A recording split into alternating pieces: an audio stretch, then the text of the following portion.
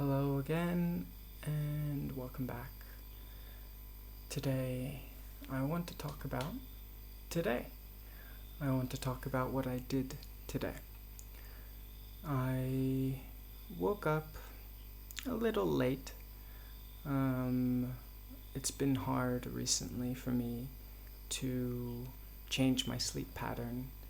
It's always easy to go to sleep later, but hard to go to sleep earlier. And when I wake up, I feel a bit groggy, a bit tired. And so it takes a long time for me to get started, to get going. But I eventually did because I had made plans. I planned to go to this tea plantation nearby where I'm staying. There is a place in the mountain about 15 minutes away from me that is a big, well, moderate-sized hotel and tea plantation. I found it online, and I found that you could go and taste, test, and sample the teas that they have. I'm not an expert in tea. I really don't know much about it, but I like it, and one of my philosophies is that everything is interesting if you want to learn about it. Like, if you really devote time to anything, it can be interesting. And so, I decided to go to this tea plantation. And around noon, I hopped on a scooter, hopped on a motorcycle. It was bright, sunny, like very bright and sunny.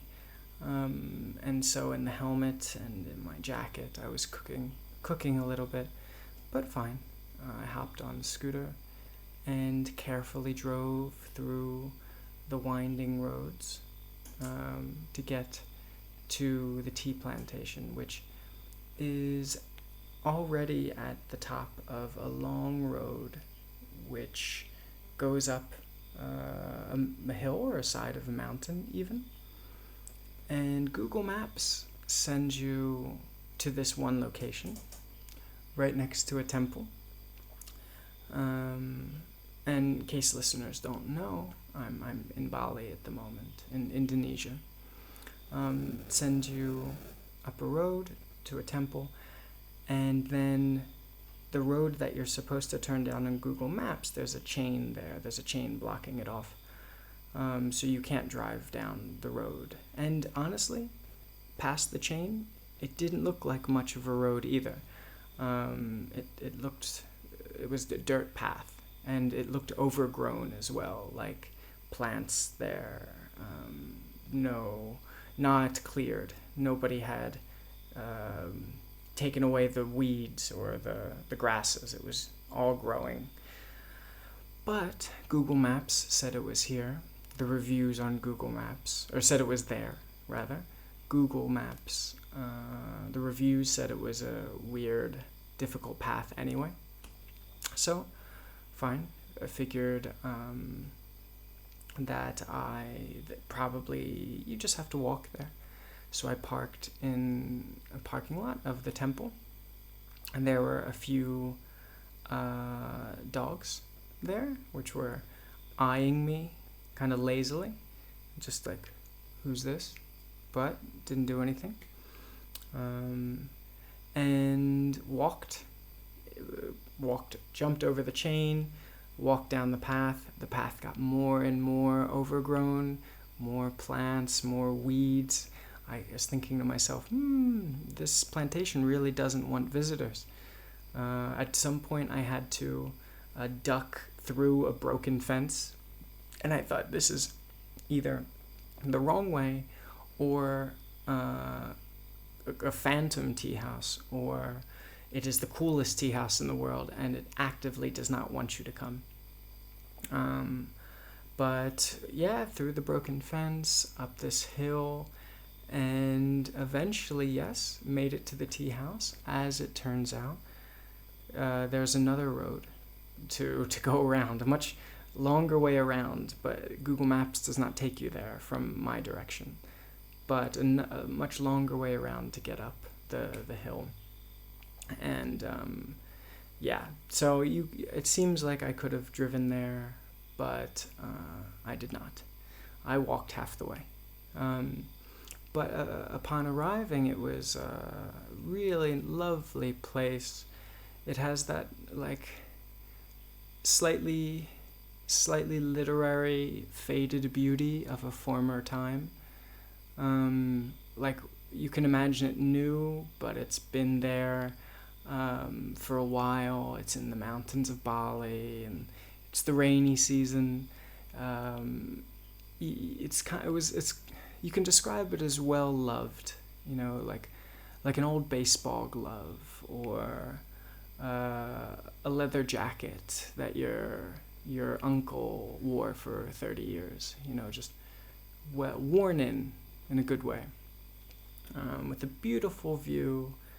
And I got there and I tried multiple teas, a white peony tea, a green tea, a black tea, and an oolong, and all of them were grown on the premises, on site. And yeah, I mean, it was so much caffeine. I'm sensitive to caffeine. Just after the green tea, I was like, Jesus Christ. But still good. I just dealt with it with the caffeine. At some point, about halfway in, I decided to do a little meditation, just so I could kind of calm myself down.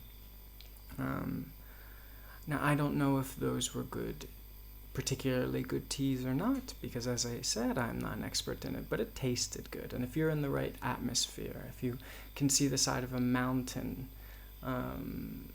you certainly feel the tea a bit more. The ambiance, the environment is probably, 30%, 50%, 70% of the taste.